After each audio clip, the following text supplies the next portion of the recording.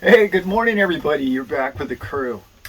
I've got a story about the SEC, about Ripple, and about XRP that I think is really relevant. And as times have changed, I don't know when you're watching this video, but just this past Friday, they have announced that they're going to delay this case, or it appears it's going to be delayed. You can never tell with these cases.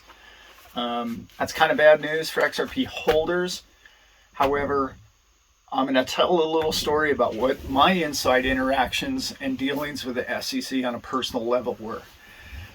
This is an organization that is meant to work for all of us and to benefit from all of us, for the betterment of all of us.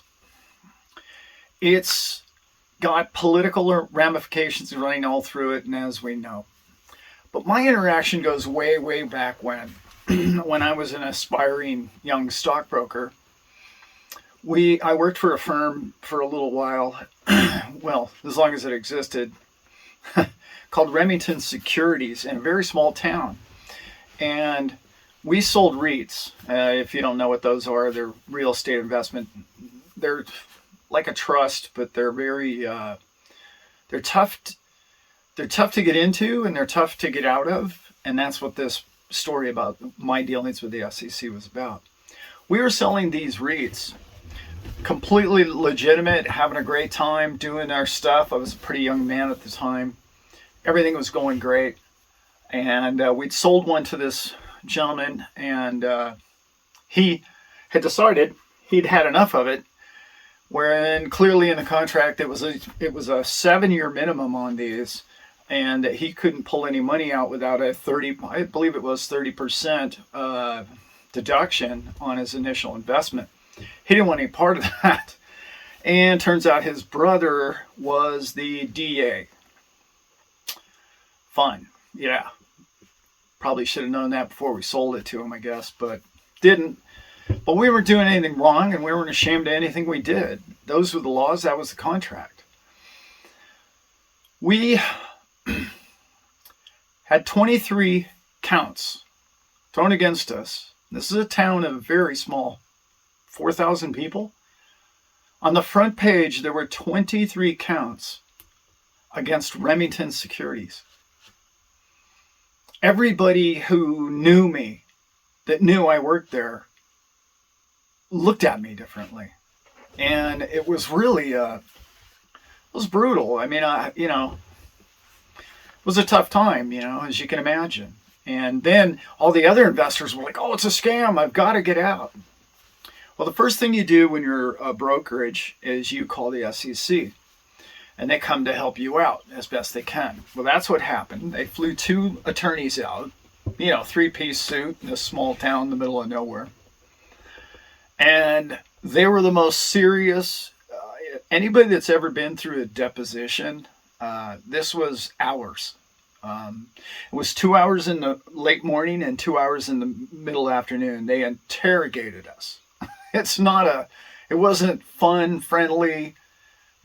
I lost 5 gallons of sweat during that day. But they walked up, they shook our hand, left, went back to Wall Street. Washington, D.C., I believe they were actually out of.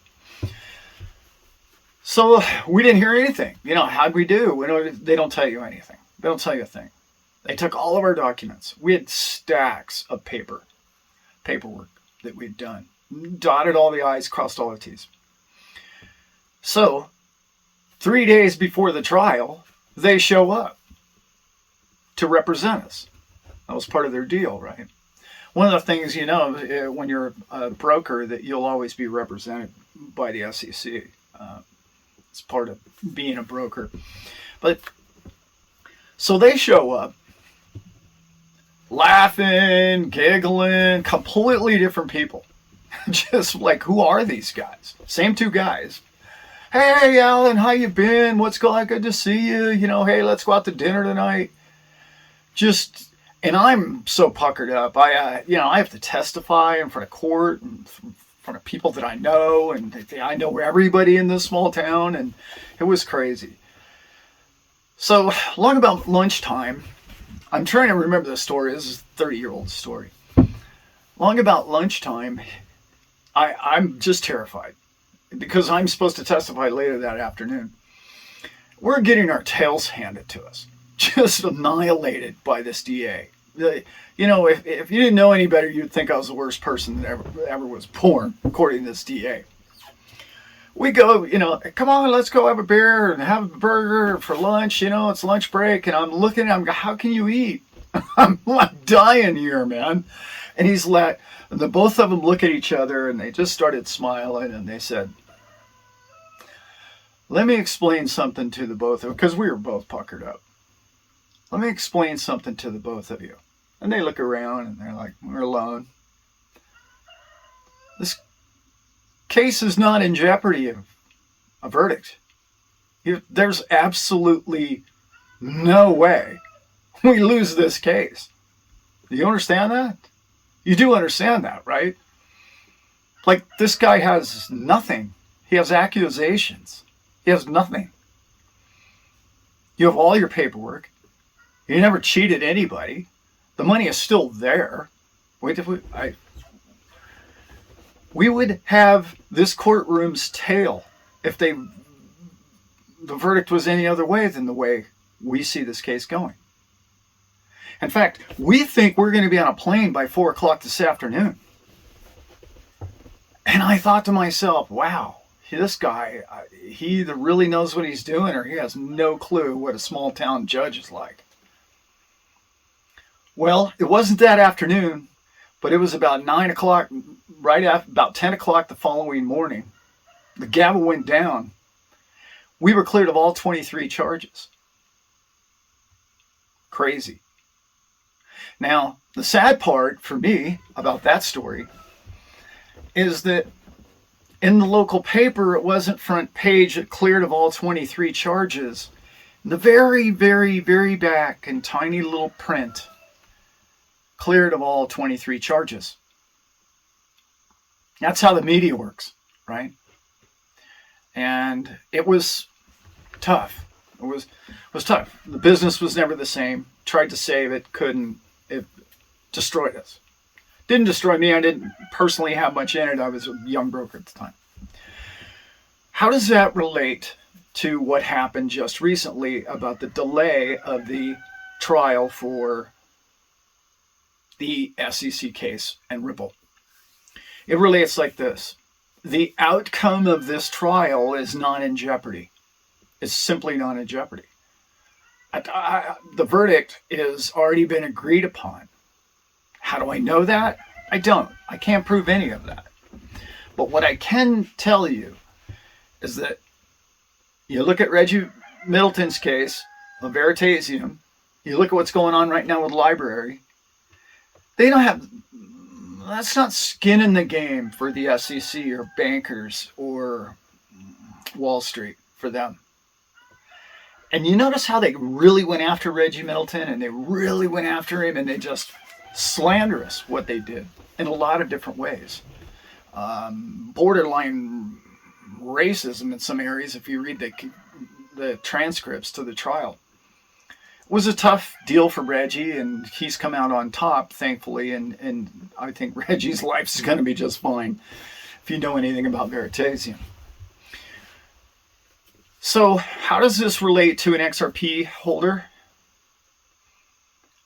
Your day is coming. Your victory is pretty much assured by yesterday's. You don't agree to delay and delay and delay and delay unless you're getting rewarded. The SEC is stalling. This is clear. And it's more clear than it's ever been. And there's some great lawyers that you can follow on this stuff. I have a personal connection to an attorney, and oddly enough, she told me 6 months ago, oh, this is going to go years. Now, that's probably not the news anybody with XRP holding wanted to hear. The good news is, within 6 months to 3 years, because if everything goes their way, the people who are telling the SEC to stall are doing it for a reason. whatever their reasons are, and I'm not trying to necessarily say that the whole thing's rigged, but the whole thing's pretty much rigged. I mean, our case was, my personal experience was, and why is this court, we're a year and a half in, why is it taking so long? Why does it seem like all the news is good for Ripple and the SEC's getting her tail kicked and we just announced that we're going to go another year or 9 months, whatever it might be? That's stalling. It's a stall tactic. You can hang people up in court for decades. Can't believe I just said that. Decades. No, it won't be decades. But it could be another year or two. And this is a good thing and a bad thing. It's good in the sense that you can accumulate more XRP. It's also a good thing because it's showing use case around the world of it keeps ticking banking boxes after banking boxes and more successes with every market that it goes into, and every banking system that it gets involved in is there's no issues or hangups or data breaches or it's a testing ground. Essentially, it's in its beta, right? And that's great. You know, I mean, you get a nice soft test ground, and then what'll happen is once this case clears, like my last video said, this thing's going 9-10 times your money. I know there's a lot of coins that are going to go up a lot faster in the meantime, probably, but it's holding its own. It got really bad news and it didn't go down much. So I think you're in the right coin if you have XRP. If you're not in XRP, it appears now that you have quite a bit of time to buy some. And for those of you who are in XRP, you have time to accumulate, which is a good thing too, right? Dollar cost average, put your $50 a month in or whatever you're going to do, and the pie will be even sweeter when you get to eat it in 6 months to a year from now.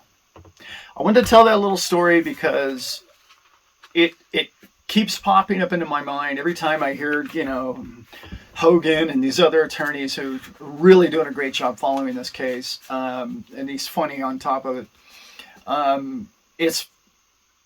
It brings up little pieces that have been in my past, and I remember the dealings with these people, and they don't think like you and I. They just don't. They have a different agenda, they have a different program, and in my next video, I'm researching it right now, and I almost spilt the beans on that. I'm really getting into what Ethereum has to do with XRP and what the ties are. And I also am going to tie in some Solana with the whole thing because I think Solana's got some backdoor connections with the Ripple Labs people, and I think it's really going to be interesting. It's very difficult to find any of that information, so I am kind of digging into it right now. But I wanted to keep this somewhat short, and I hope you guys got something from that. Don't give up hope, XRP family. Trust me, this is going to go well. Besides, what would you do with the money today? You have nothing to do with a couple of $1,000,000 anyway, right? Where would you even spend it, you know? Anyway, I've got more coming on XRP. We also, like I said, I want to follow up on that. There's something fishy going on with Ethereum, and we all know it. There's also something very fishy about the banking community wanting to stall. And nobody can stall like lawyers and bankers. Okay, guys, I hope you got something out of that. And if you did, please think about liking and subscribing because I got more of this coming, so it's just going to keep coming your way. All right, guys, we're out. Thank you.